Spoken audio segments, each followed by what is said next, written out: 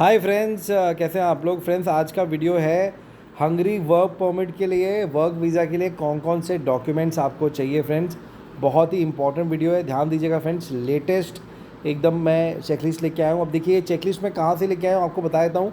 आप लोग खुद जाके इसको सर्च कर सकते हैं। ध्यान दीजिएगा फ्रेंड्स, ये देखिए, हमेशा की तरह embassy of Hungary new Delhi की साइट से लेके आया हूँ मैं। आप यहाँ देख सकते हैं फ्रेंड्स। आपको कुछ नहीं करना है, आपको इस साइट पे आना है और यहाँ पे सब कुछ दिया हुआ है फ्रेंड्स। यहाँ से आप सब कुछ पता कर सकते हैं। ये देखिए, यहाँ पे जब आप आएंगे काउंसलर इन्फॉर्मेशन पे क्लिक कर दीजिए फ्रेंड्स। ठीक है फ्रेंड्स, जब आप इस पे आते हैं, ये देखिए यहाँ पे सब कुछ दिया हुआ है। फिर जब आप यहाँ पे क्लिक करते हैं डी टाइप, जो आपका रेजिडेंस परमिट है, जो आपको काम के लिए चाहिए, इसमें जब आप धीरे धीरे नीचे आते हैं फ्रेंड्स, ध्यान दीजिएगा, यहाँ पे आपको सब कुछ मिल जाता है फ्रेंड्स। ये देखिए यहाँ पे list of supporting documents India, list of supporting document Bangladesh, मतलब जो भाई हमारे जिस कंट्री के हैं इंडिया के अलावा, बांग्लादेश, भूटान, नेपाल, श्रीलंका, जो लोग इंडिया में अप्लाई कर सकते हैं वो यहाँ क्लिक करिए और आपके सारे डॉक्यूमेंट्स आपके सामने आ जाएंगे। तो हम फ्रेंड्स बात करेंगे इंडिया में भी कौन कौन से डॉक्यूमेंट्स चाहिए। देखिए, जब आप इस पर क्लिक करते हैं तो एक PDF फाइल आपके सामने खुलती है। वो PDF फाइल कैसी दिखती है? ऐसी दिखती है फ्रेंड्स। ये देखिए, हंगरी चेकलिस्ट फॉर वीज़ा। ठीक है, अब देखिए, सबसे पहले पासपोर्ट फ्रेंड्स, पासपोर्ट बहुत ज़रूरी है। पासपोर्ट में कम से कम 2 ब्लैंक पेजेस होने चाहिए, 2, लेकिन मैं आपसे रिक्वेस्ट करूंगा आप कम से कम 5 ब्लैंक पेजेस छोड़िए। अगर समझ लीजिए आपके पासपोर्ट में 2 ब्लैंक पेजेस नहीं हैं और आपका पासपोर्ट अभी भी फ्रेश है, एक्सपायर नहीं हुआ है, तो मैं आपसे रिक्वेस्ट करूंगा कि आप नए पासपोर्ट के लिए अप्लाई कर दीजिए, क्योंकि अगर 2 ब्लैंक पेजेस नहीं है तो आपका वीज़ा अप्रूव नहीं होगा। ठीक है, उसके बाद आपका passport at least 3 months after the expiry date of requested visa वो होना चाहिए। मैं आपसे अगेन रिक्वेस्ट करूंगा 6 मंथ्स तक होना चाहिए फ्रेंड्स। अगर समझ लीजिए आपका पासपोर्ट अगले 6 से 8 महीने में एक्सपायर हो रहा है तो आप अभी अप्लाई कर दीजिए तत्काल में और नया पासपोर्ट ले लीजिए। ठीक है फ्रेंड्स, देखिए अब जॉर्डन के लिए है, उस पर बात नहीं करेंगे। तीसरा पॉइंट, अब देखिए एप्लीकेशन में आपको क्या क्या लिखना है फ्रेंड्स, आप देख सकते हैं यहाँ पे full address of the host. जहाँ समझ लीजिए आप अगर हंगरी किसी अपने रिलेटिव के यहाँ रहने जा रहे हैं तो आपको होस्ट का पूरा एड्रेस लिखना पड़ेगा फ्रेंड्स। ठीक है, अगर आपके यहाँ बच्चा जा रहा है तो उसके फॉर्म पे आपको साइन करना पड़ेगा माइनर के। ठीक है, अब देखिए passport 1 recent passport size photo not older than 6 months. ठीक है फ्रेंड्स, 6 मंथ इन्होंने लिखा है, लेकिन मैं आपसे रिक्वेस्ट करूँगा आप एकदम लेटेस्ट फ़ोटो डालिए। क्यों ऐसा बोल रहा हूँ फ्रेंड्स, जब आप हंगरी जाएंगे, आपका जब इमिग्रेशन होगा तो जब आपका पासपोर्ट स्कैन किया जाता है फ्रेंड्स, और जो आप रियल में दिखते हैं, अगर वो फ़ोटो में थोड़ा भी मिसमैच हुआ तो इमिग्रेशन वाले डाउट करते हैं। डाउट इसलिए करते हैं क्योंकि जब आप वर्क परमिट पे जाते हैं तब डाउट होता है। अगर आप टूरिस्ट बन के जा रहे हैं तो कोई दिक्कत नहीं होती, क्योंकि टूरिस्ट हमेशा वापस आते हैं, वर्क परमिट वाले हमेशा वहाँ परमानेंटली रहते हैं। तो इसलिए ट्राई करिए लेटेस्ट फ़ोटो डालने के लिए।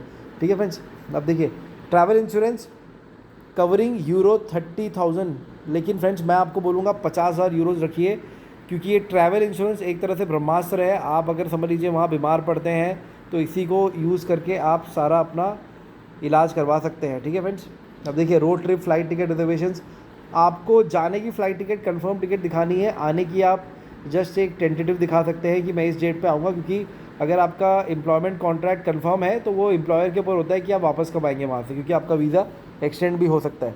ठीक है फ्रेंड्स, होटल बुकिंग देखिए, प्रूफ ऑफ अकोमोडेशन, ये अगर आपका एम्प्लॉयर आपको दे देता है वेल एंड गुड, अगर नहीं देता है तो आपको एक होटल बुकिंग दिखानी पड़ेगी हंगरी की जिस सिटी में आप जा रहे हैं। सबसे इंपॉर्टेंट फ्रेंड अभी आता है employment letter, proof of business ownership. देखिए, अगर आप काम करने जा रहे हैं तो जो आपका कॉन्ट्रैक्ट है उसकी कॉपी यहाँ पे ओरिजिनल में लगी होनी चाहिए फ्रेंड्स, बहुत ज़रूरी है।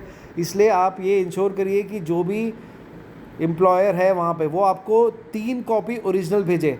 3 कॉपी क्यों? एक आप अपने पास रखिए, एक एम्बेसी में सबमिट करिए। ठीक है फ्रेंड्स, और एक आपके पास जाती है पासपोर्ट की तरह जब आप इमिग्रेशन में जाते हैं वहाँ पे। ठीक है, ध्यान से सुनिए, फिर से बोल रहा हूँ, एक आप अपने पास रखिए, एक आप एम्बेसी में दीजिए ओरिजिनल। ठीक है फ्रेंड्स, और एक आप अपने पास रखिए अगर समझ लीजिए आपको इमिग्रेशन में सबमिट करने की ज़रूरत पड़े। ठीक है फ्रेंड्स, तो एक इमिग्रेशन में चली गई, एक आपके पास रहेगी और एक एम्बेसी में चलेगी। ठीक है फ्रेंड्स, 3 कॉपी आप रिक्वेस्ट करिए एम्प्लॉयर को। अगर आप एजेंट के थ्रू अप्लाई कर रहे हैं तो एजेंट को बोलिए कि एम्प्लॉयमेंट लेटर का 3 ओरिजिनल कॉपी मंगाएगा। जो कंपनी आपको हायर हो रही है उसका हायर करती है, उसका सर्टिफिकेट ऑफ रजिस्ट्रेशन बहुत ज़रूरी होता है। उसका जो रजिस्ट्रेशन है वो वैलिड होना चाहिए फ्रेंड्स, जब आपको वो कॉन्ट्रैक्ट इशू कर रही है। ठीक है फ्रेंड्स, अब देखिए आप यहाँ देख सकते हैं, देखिए friends, proof of family financial ties to home country, मतलब आप यहाँ होम कंट्री में आपका ये दिखाना पड़ेगा कि आपके होम कंट्री में बहुत स्ट्रॉन्ग टाइज़ है उसके लिए आप ये दिखा सकते हैं कि आपके फादर मदर क्या करते हैं, आपकी कोई ज़मीन है, आपका कोई घर है, वो आप यहाँ पे लिख के दिखा सकते हैं, उसका प्रूफ लगा सकते हैं।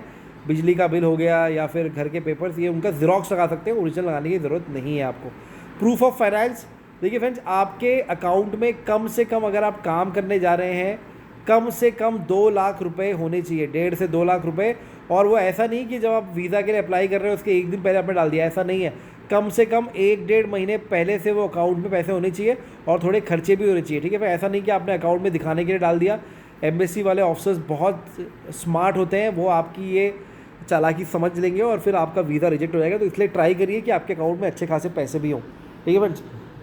बैंक स्टेटमेंट आपको पिछले 6 महीने का लगाना है, बहुत ज़रूरी होता है फ्रेंड्स।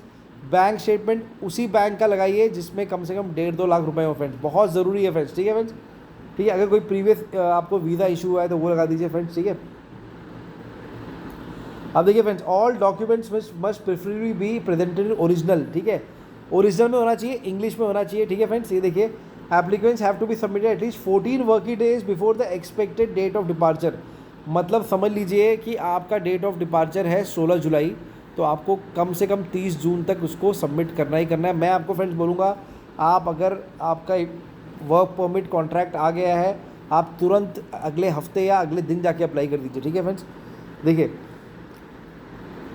अब देखिए, embassy of Hungary has the right to ask any time for further supporting documents, ठीक है फ्रेंड्स। फ्रेंड्स, ये जो चेकलिस्ट होती है, जब आप अपना वर्क परमिट अपॉइंटमेंट के लिए जाते हैं, उस समय आपको ये चेकलिस्ट पे साइन करके डेट लिखना होता है और अपने साथ लेके जाना होता है। ये लेटेस्ट एम्बेसी का आया है, मैंने आपको दिखा दिया फ्रेंड्स, कहाँ से डाउनलोड कर सकते हैं आप। अगर आपको नहीं मिल रहा है, आपको कोई दिक्कत हो रही है, नहीं मिलने का चांस नहीं है, मैंने आपको दिखा दिया कहाँ से डाउनलोड कर सकते हैं। अगर आपको दिक्कत हो रही है, आपके यहाँ टाइम नहीं है, मेरे व्हाट्सएप पे आइए, मैं फ्री में आपको ये चेकलिस्ट शेयर कर दूँगा, ठीक है फ्रेंड्स। तो ये सारे डॉक्यूमेंट्स है फ्रेंड्स, ध्यान दीजिए, अगर आप वर्क परमिट के जा रहे हैं, ये डॉक्यूमेंट्स आपको पक्के लगाने हैं और ये लगाइए और आपका वीज़ा पक्का आ जाएगा। कोई डाउट है, मेरे व्हाट्सएप पे आके आप पूछ सकते हैं, ठीक है friend. Take care, God bless.